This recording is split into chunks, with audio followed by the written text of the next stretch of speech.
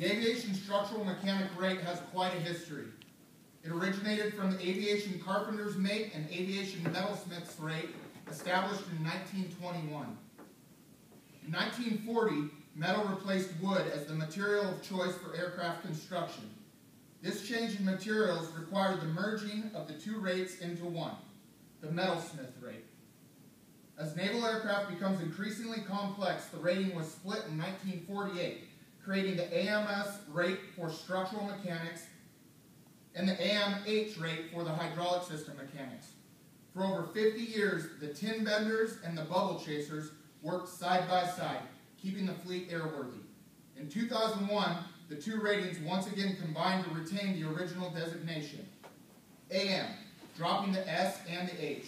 The sailors and Marines who skillfully maintain naval aircraft will proudly and forever be known as AMs. The graduates of Class 280 and 285 have completed a demanding course of instruction over the past 6 weeks, encompassing 40 lessons, under 219 hours of classroom and laboratory instruction.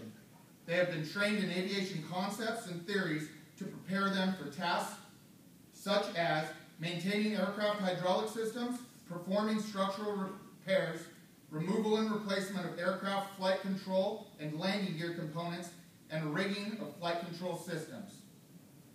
None of these accomplishments could have been made without the support of staff mentors. The mentors for Class 280 and 285 are Staff Sergeant Kramer and myself, AM1 Brosser.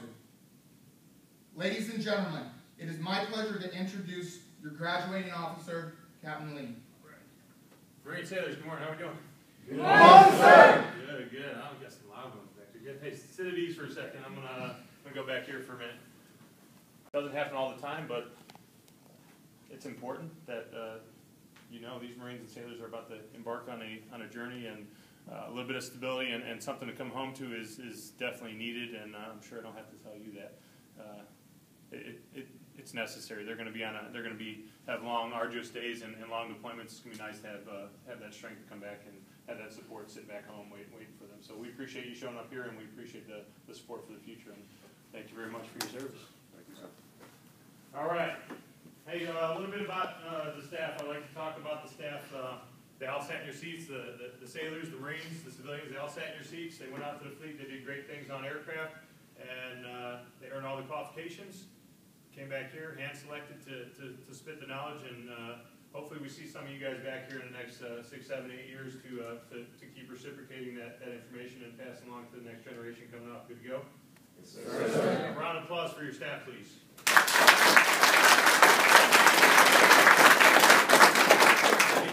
Just a little bit about me so you know where I speak from.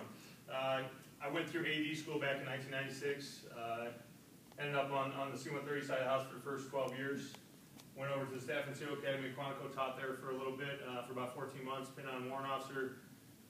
Went to the V-22 community, did an Afghanistan deployment, did a MU, got a little bit of experience with the Hueys and the Cobras, 53s, Harriers, and the Ospreys, obviously. Then just recently, I picked up LDO captain in July, and I'm here as your officer in charge. It's awesome. So just so you know a little bit of where I come from, I've seen a little bit as of your staff members. So, but it's definitely an honor and a privilege to be standing here watching you guys walk across the stage from your initial school of the MOS that you're about to get into. It's awesome. You guys are gonna have so much fun out there. It's demanding, it's challenging, but it is a great experience, and the aircraft out there are evolving and developing, and you guys are gonna have a lot of fun out there. All right, progress. Talk a little bit about progress.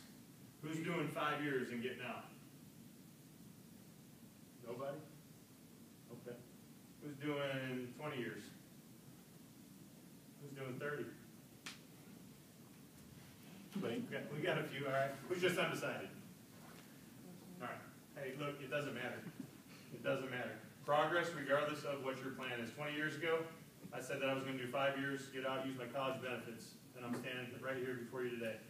And why I bring up progress, regardless of that, is if I would have slacked off and just did the basics just to get the college education that I longed for, and I didn't progress my career, then I wouldn't be standing here today, because I would have basically juiced myself. So don't do that to yourself. progress. Go out there, earn your qualifications, get your levels. You're gonna hear level 2, you're gonna hear level 3, you're gonna hear level 4, you're gonna hear collateral duty inspector, quality assurance representative. Get your qualifications. Go out there and be an asset to your command. Do not let anything sit behind you. Don't let anything get away from you. Don't put anything off. Do it all and do it all well. Good to go? Yes, sir. All right. A little bit about knowledge. Be good at your job. And the way you be good at your job is you get in the books and you learn. And you find those mentors out there.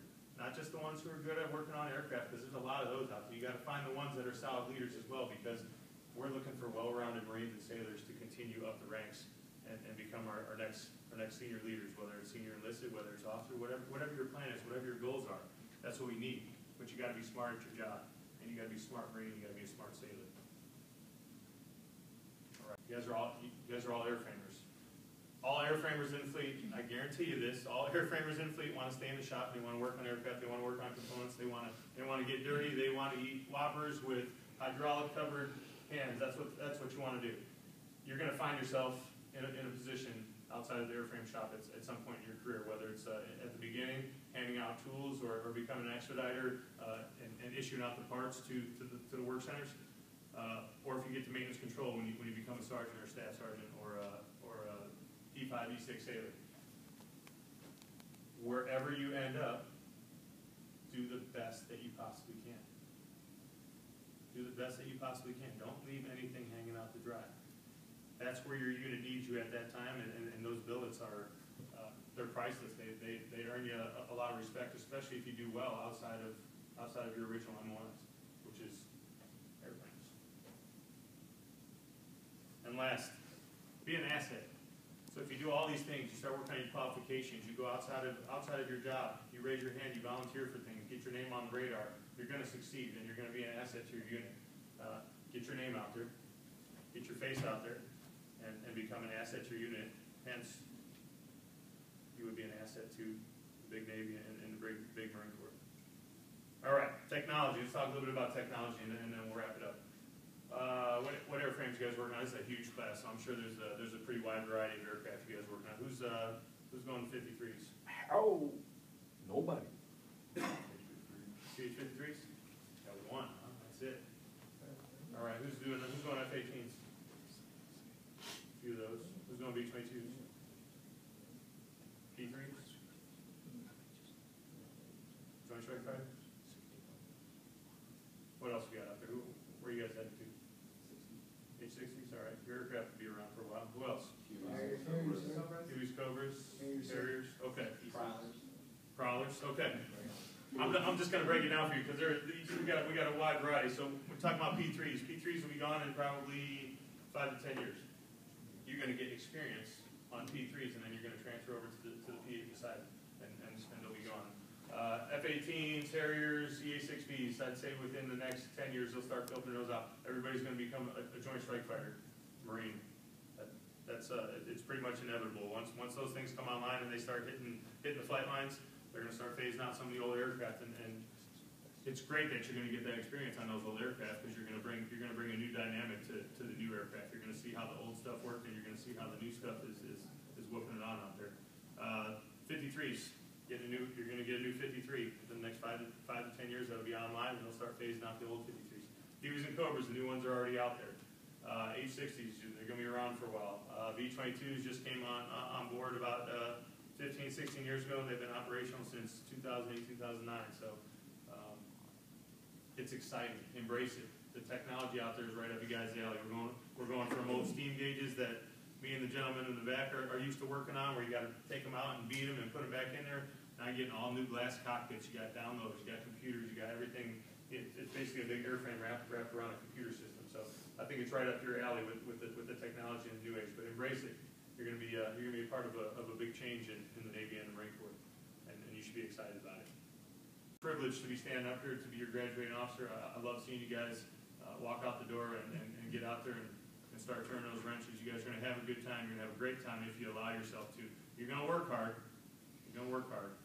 But if you allow yourself, you're going to have a great time. I would say 50% of you will find yourself in a foreign nation within the next 12 to 24 months. And that's pretty exciting. We're out on a ship. It's exciting times. Anybody want to ask me a question, or anyone want to pick my brain about anything before I graduate? Nothing, all right. Okay, let's graduate. We will now graduate the class of 280. Private Klink. Great job, Ray. Just proud after that. Airman Pierce.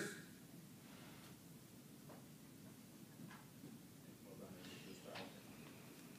And family, if you guys want to get up and maneuver about. Airman Parker Haylock.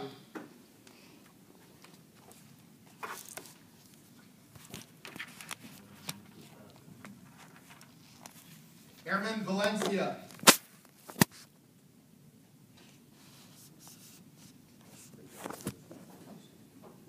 Airman Pearl.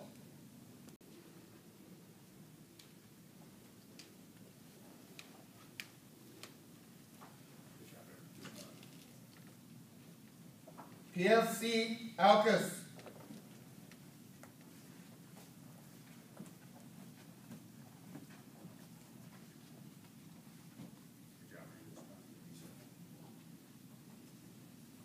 PFC McLaughlin.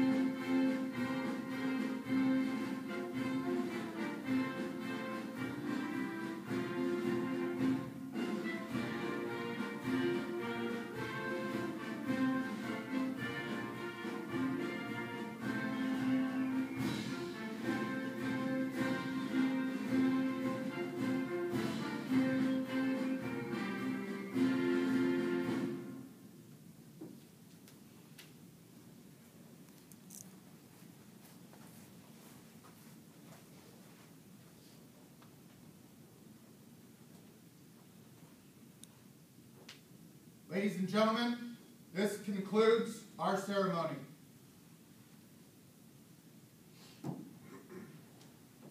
Class 280-285, dismiss!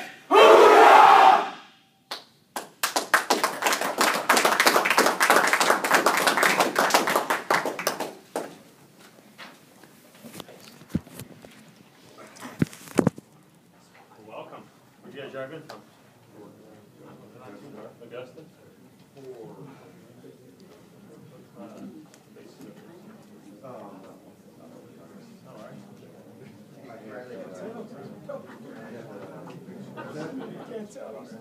I know, you're keeping it young. Okay. All right. There's another base up there. Robin's up there. That's in the region.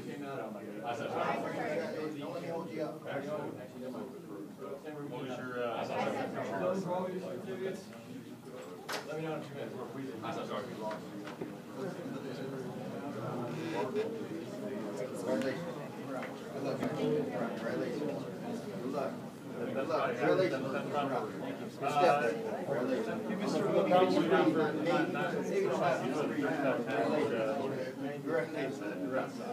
Our guys hold on to the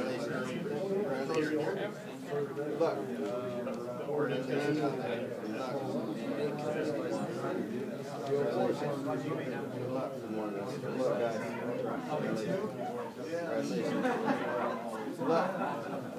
luck, guys. Last, not least, huh? Your house on